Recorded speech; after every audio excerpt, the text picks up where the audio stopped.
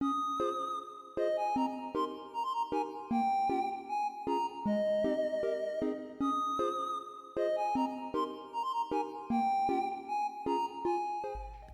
from 195, and I got my buddy Nino here behind the camera helping out with our computer build guide. Maybe the family computer isn't keeping up anymore, or you just don't have a computer and you don't want to spend the extra money in buying one that's built already.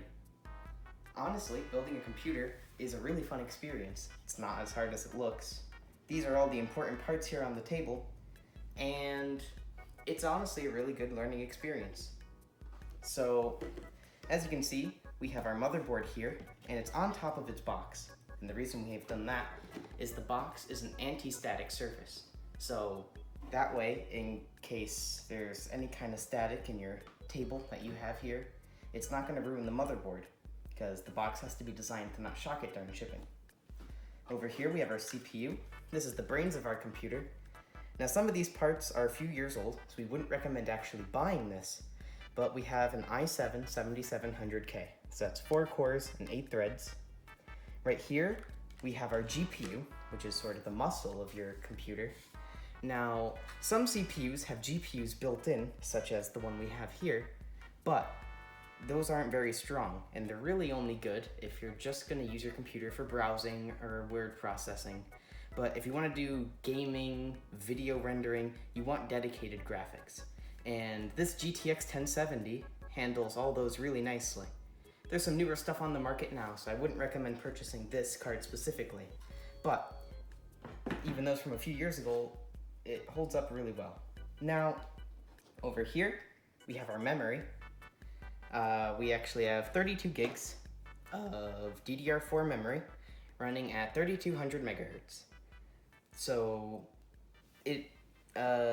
for most applications, you're only going to need 16 gigabytes of memory, but me personally, I'm going to be editing this video later, so I got video editing there. I sometimes try and host servers, so I do tend to use a bit more memory than the average end user, so that's why I have 32 gigs.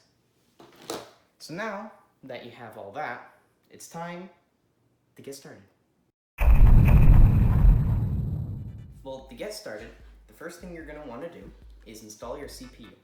Now, this is not in the case, and that's for good reason, because everything is much more accessible while it's still out of the case.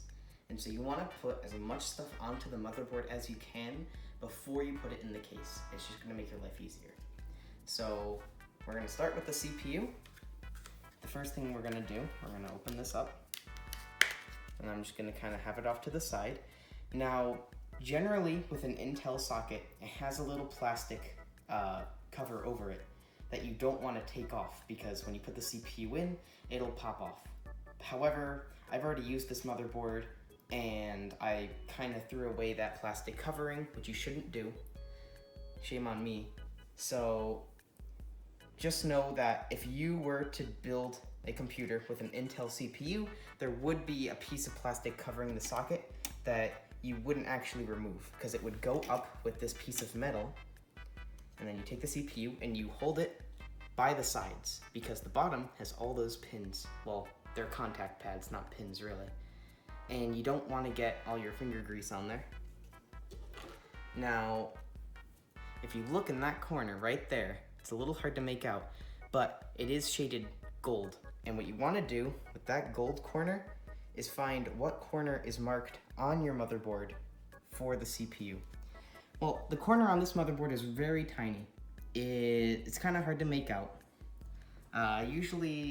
Sometimes it'll be more pronounced on other motherboards, but it isn't too hard to orient the CPU at the socket. As you can see, all this area without the contact pads or anything is mostly vertically, it's a vertical orientated rectangle on the socket itself. So you could line that up and find the corner goes there. It's sometimes tricky, so you might want to do your research with specific sockets and just how the text on the CPU lines up with the socket beforehand. If it is, that difficult to find the corner on the motherboard, that goes with the gold corner on the CPU. but normally you should be able to find it. But anyway, now you very carefully want to place the CPU in the socket, and you don't want to press down on it because you could damage the pins. You just want to slide it around till it falls into place like that. Give it a little bit of a wiggle to make sure, all right, it's good. And now we're gonna put that there, and we're gonna push down this retention lever. And now, CPU is installed. So next up, we will be installing our RAM. Now, RAM, so when you have multiple sticks of RAM, you want to put it into dual channel, which for this motherboard would be in slots 1 and 3, but it may change based on your motherboard, which you would consult the manual for.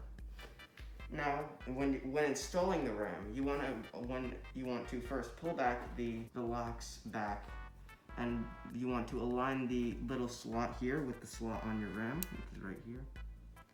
And then you want to align it up carefully. Not messing up. Quite hard push until the lock moves back. Now you want to repeat this for all the sticks that you have until either all your RAM slots are filled or you have no more sticks left to install.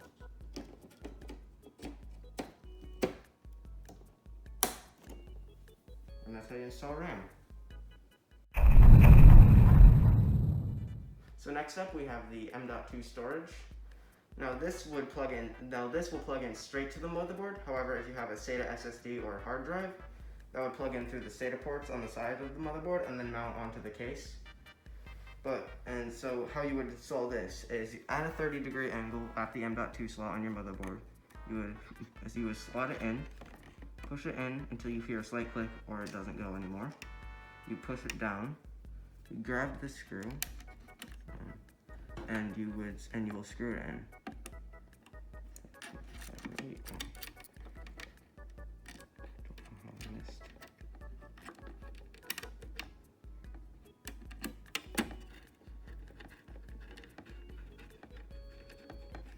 Until you feel strong resistance. And that's how you install an M.2 SSD. Now, one part we didn't mention earlier was the CPU cooler and thermal paste. And the reason we didn't mention these is most CPUs include a cooler in the box, and those coolers that are included in the box have thermal paste pre-applied. However, some high-end CPUs, such as this 7700K, or something you might buy now, like an i9 or a Ryzen 9, they won't have a cooler in the box. And you'll have to go for an aftermarket cooler. And even if the CPU does have a cooler in the box, you can get lower temperatures and therefore better performance with an aftermarket cooler. Now, the point of the thermal paste is to help transfer the heat from the CPU to the cooler, because the CPU is not perfectly flat, and this sheet of copper is not perfectly flat. So you're gonna have gaps between them, and the paste is there to close those gaps, which is why you don't want a lot. You want just enough to close those gaps. So what we're gonna do, we're gonna take this thermal paste that I have here. What I'm gonna do now, I'm gonna take this thermal paste and I'm gonna put a pea-sized drop on the middle of the CPU. And when I put the cooler down on the CPU, it's going to spread out and it's gonna cover pretty much the entirety of the CPU. And so that's why you're not gonna wanna put it near the edges, because it'll squeeze off and get on the socket and ruin your motherboard. Now, to install this cooler, I already have the back plate on. Most motherboards now already have a back plate pre-installed, and hence I didn't show that step. But all it is just taking this piece of plastic, or in some cases metal, and you just put it through the holes on the back of the motherboard. And then you do any mounting hardware that's after that, but it's on a case-to-case basis. So depending on what cooler you buy, you might have to use a different back plate or different mounting system. So it's not entirely helpful to show how to install, one off-brand CPU cooler when yours may install entirely differently. But it's still an important step nonetheless. So the way this one installs, we already have this bracket right here for the LGA 1151 socket, which is the socket that this CPU is in right now. we're going to do is take this, line it up with those screw holes, firmly press down on the CPU. So now that thermal paste has spread, and we're going to take these large screws that were included with the cooler, and we're going to screw them in. So what you want to do, I'm going to start them. However, I'm not actually going to really screw them in to apply any pressure. That way I can go around freely screwing them in whichever order I choose. And what I'm going to want to do is screw in the screws diagonally. So I'm going to want to start with whatever screw I want. And then I'm going to go to the screw diagonally away from that one. And the reason I'm going to do that is because you want to apply even pressure to the CPU.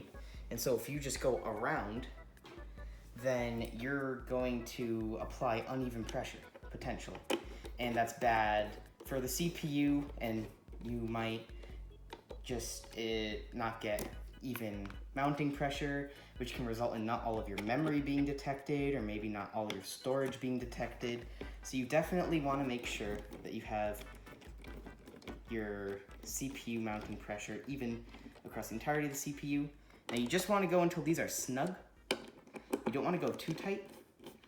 For this cooler in particular, I haven't had any problems with over tightening, but again, your experience may vary depending on what cooler you get, what socket you're using. So definitely be careful and try not to over tighten your cooler. I'm just going until they're snug, and you can give them one last twist. And now we have to give this cooler power.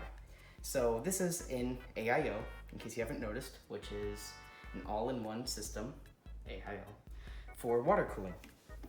Now it's not entirely necessary to have water cooling. You can get very similar performance, or even better performance, depending on how large the radiator is. This is a very small one, with a tower cooler for, just air cooling. However, I went with water cooling because, I don't know, just wanted to, thought it was cool. So we have this 3-pin connector, and we have this header right here that says CPU fan 2, that's also 3 pins.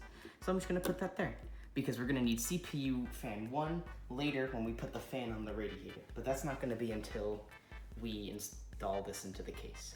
So now I'm gonna try and route this cable here, probably hide it away. It's not much room to route it here, but oh, let me get that tucked away in there. And that way looks a bit cleaner. And that is how you install a CPU cooler.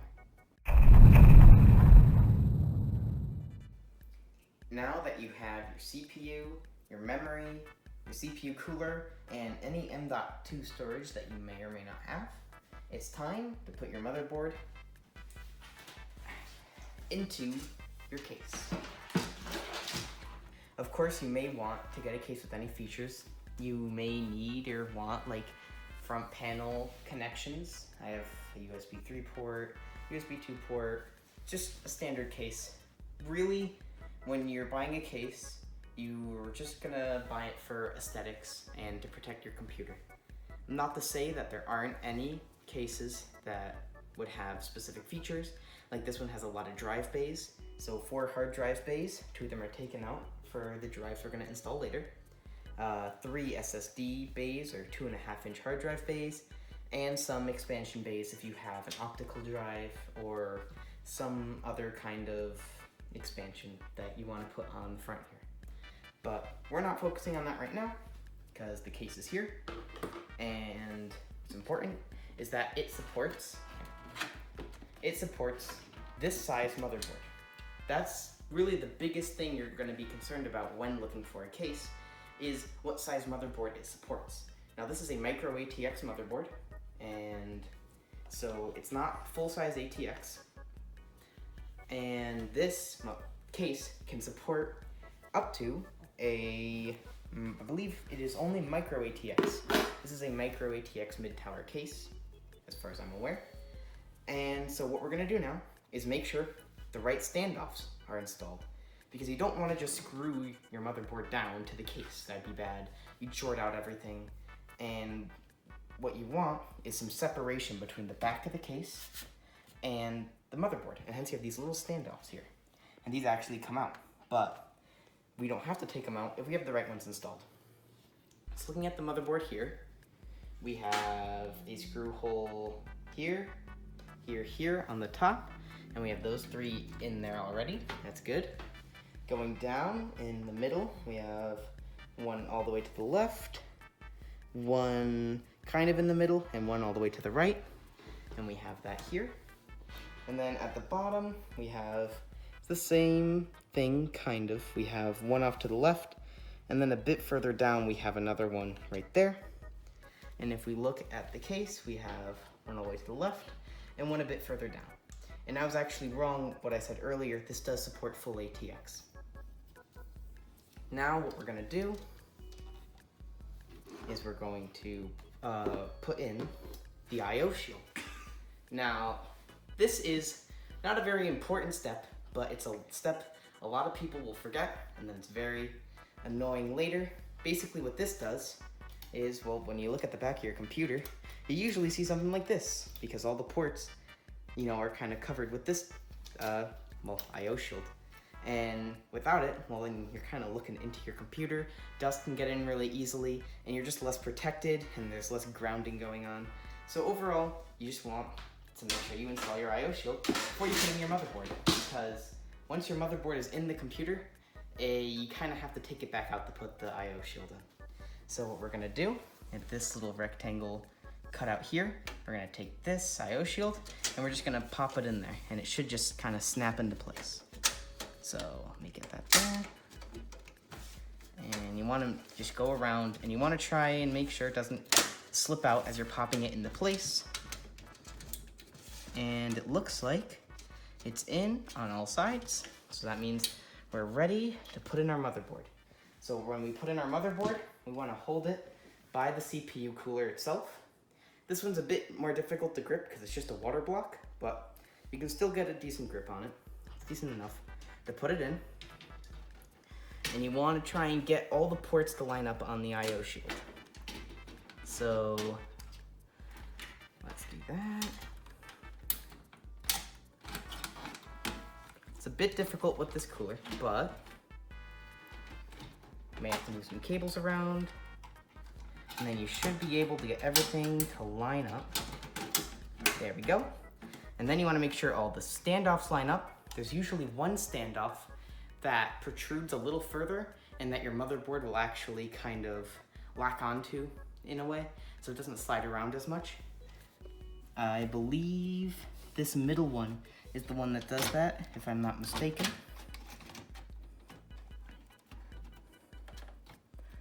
Okay, so this case doesn't appear to have that kind of standoff, but what's important now is all of our ports have been lined up with the I/O shield, and all of our standoffs have been lined up with the motherboard. So now we screw them into place. I have all of my standoff screws right here. So we're just gonna go around the motherboard and screw in all 9 of these screws. Or 8. All 8 of these screws.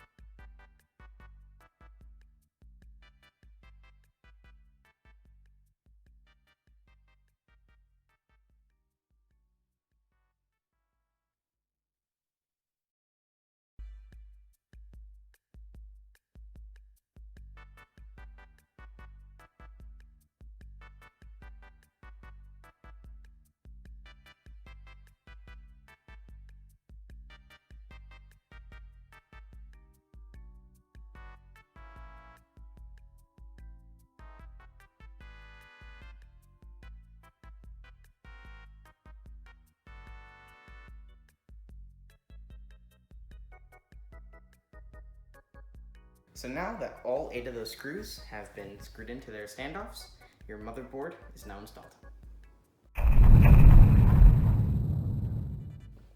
So next up, we are going to be installing the CPU fan as well as the radiator for the CPU cooler.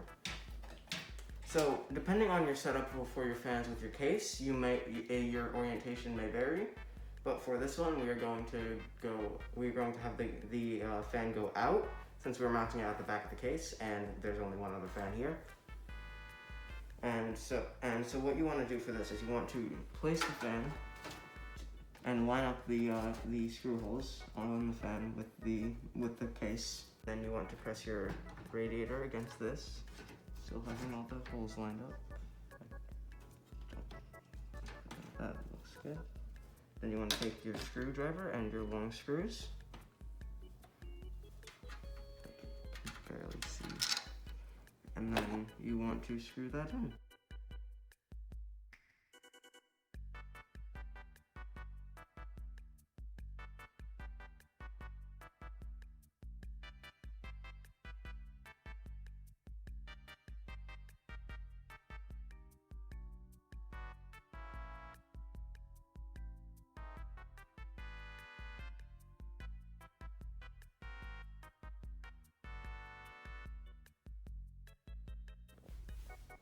So now once you have the radiator mounted, you want to take the fan header and you want to plug it into CPU fan 1. But before you do that, you want to make sure that it's lined up properly with these two lines right there.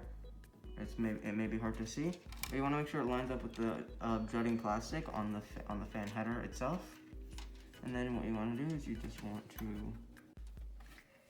Now once you've plugged it in, your CPU cooler is fully installed.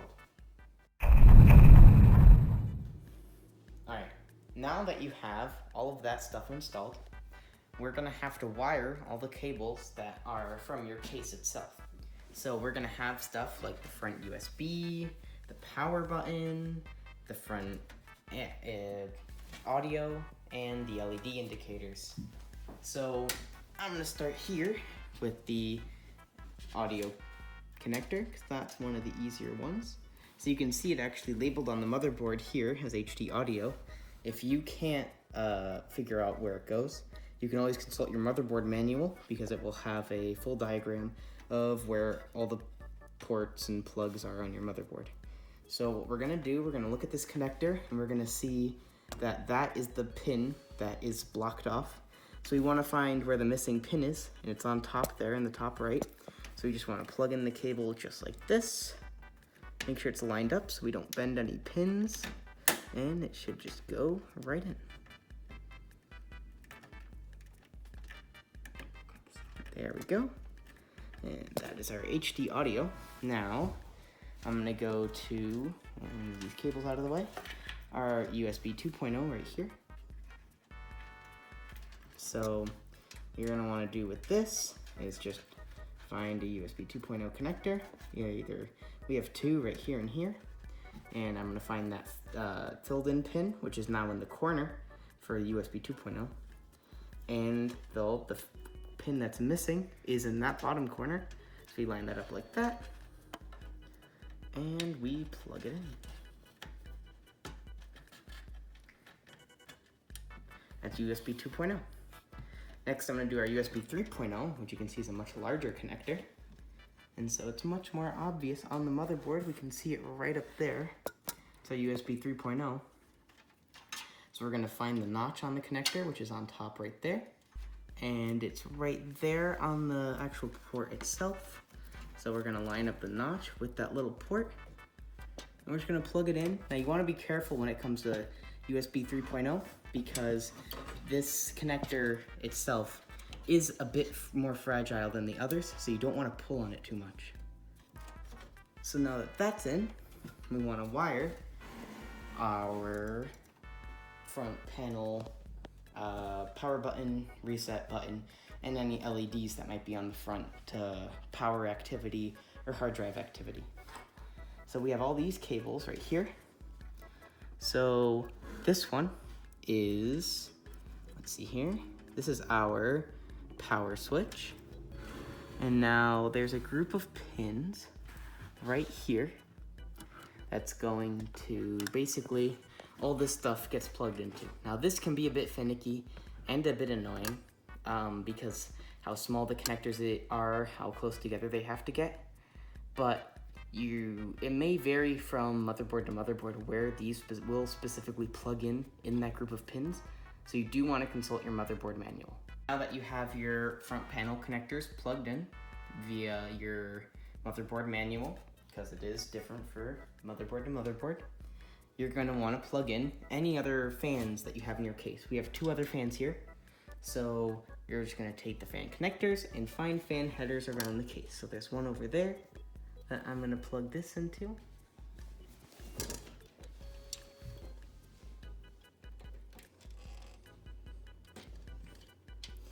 Alright, that's it. And now I'm going to take this other fan right here, and there's a fan connector right here. And now everything's all wired up in terms of front panel connections and fans. Alright, now that you have all those wires plugged in, it's time to install our GPU. Now, not everyone is going to need a dedicated graphics card, as I said earlier, but in my instance, I do, and therefore, I'm going to have this guy. Now, your graphics card's gonna go into a 16X PCIe slot, and you wanna use the topmost 16X slot on your motherboard, because that slot's gonna have the most bandwidth, and therefore you're gonna get the best performance from your graphics card. So what you wanna do, you wanna pop out these PCI slot covers that are on the back of your case. In my case, they already are, but you know, if you have a brand new case, you're gonna have to take those covers off.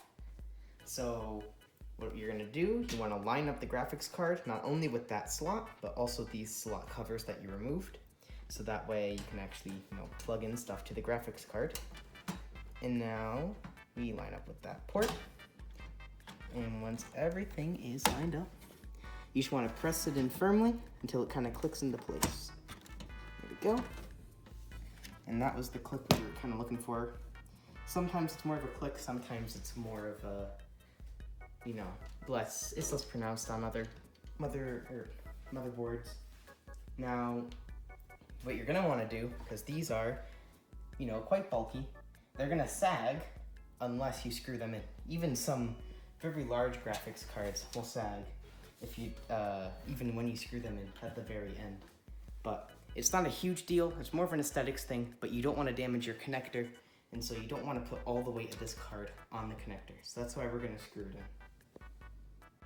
So now what we're going to do, you can see that hole is lined up with that hole on the case, and we're going to use this screw to secure the card in place. Now, if you're confused with what screw to use, you're going to want to consult your case's manual, because your case is what's going to include those screws. So next up, we'll be installing the power supply unit. Now, this was overkill. Most computers only need like 550, 600 watts, but this is just a bit overkill at 1,000 watts. If there's a fan in your case below where the power supply will go, you want to put the fan down. Fan face down. However, if there's not, you should put the fan face up. And since there's a vent on this case, we are going to slot it in just like this and line it up. And then we're going to take our screwdriver, and you are going to screw it into, and then you're going to screw this into the case and into the power supply to secure it.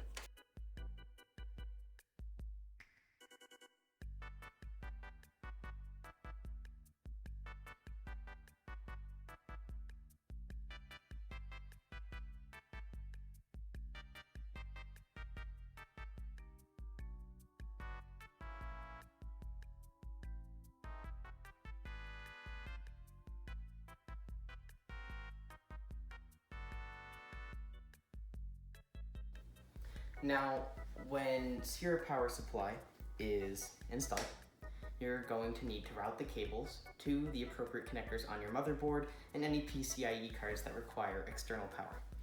And when you do that, you want to use the cable routing paths that are on your case. So let's start with the largest connector of them all, the 24-pin power connector for your motherboard. Now, we could just take this and go right up here to the connector. However, that doesn't look very nice, and it kind of covers up some other stuff. So what we're gonna do, we're gonna go right through the bottom here, where there's a hole milled out of the case. We're gonna pull the cable through there, and that way, we can actually just go around the back here, all the way up to the hole that is aligned with that port. So go right through there. And now we can plug in the motherboard connector. Let me just make sure it lines up correctly. You do want to line up this little clip with the notch on the connector itself, because that way it'll actually clip into place and will, actually line up. So, oh yeah, I have that lined up. There we go. So once that clicks into place, you know that connector's in. Now, there's a lot of other connectors. Well, not too many, but you're gonna have your SATA Power 6+2 connector for PCIe cards, such as this one right here. 4+4 connector for your CPU. And we're gonna route all those off camera because they would take quite a bit of time. We just wanted to show you how to route the cable for an example. You would just do that as you have to for all the other cables. You may not be able to always route cables behind, depending on where there's holes milled out and how long the cables actually are.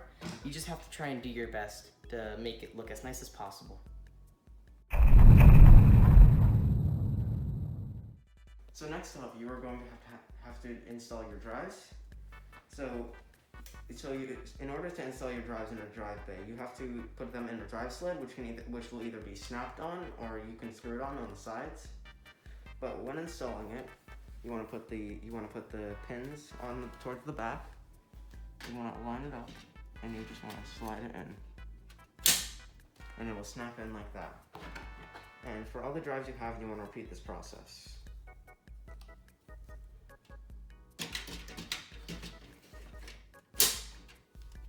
And that's how you would install your hard drives.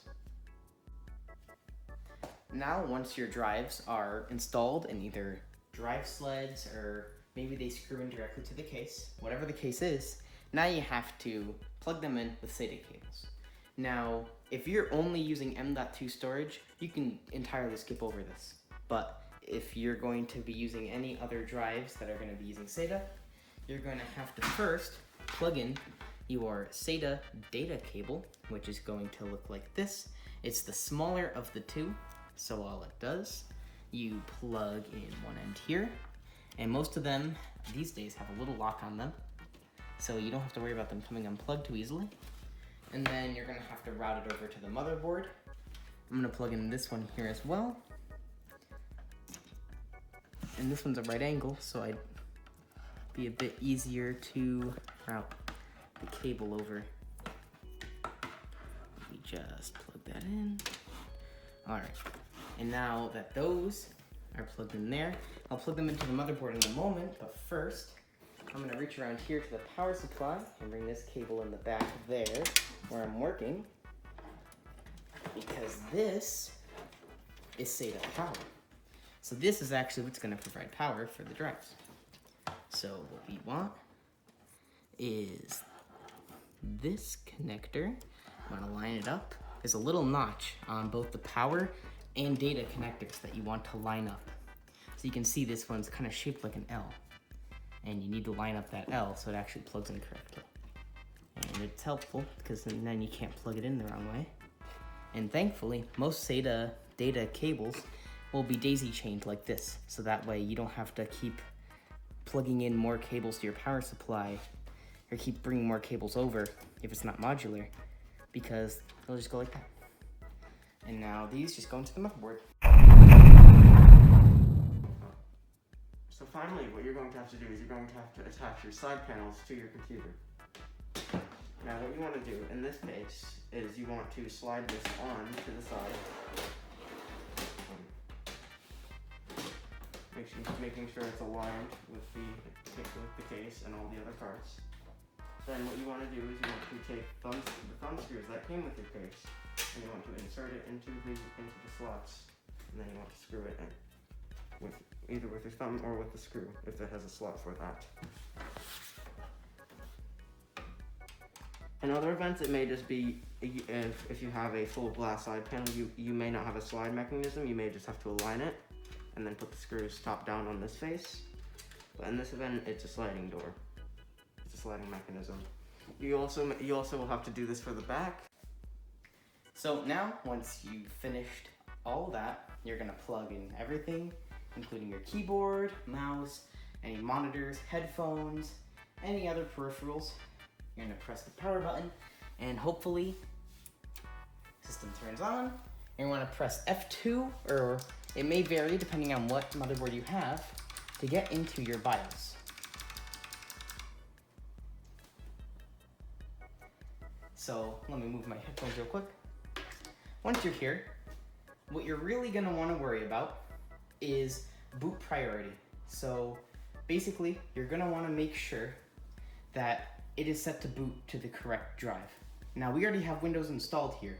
However, if you don't, what you're gonna wanna do is get a flash drive with the Windows installer on it and select that to boot. So this is where you would do that. So you would find your flash drive and you would boot to that, and that would take you to the Windows setup, and then you would select what drive to put Windows on and all that.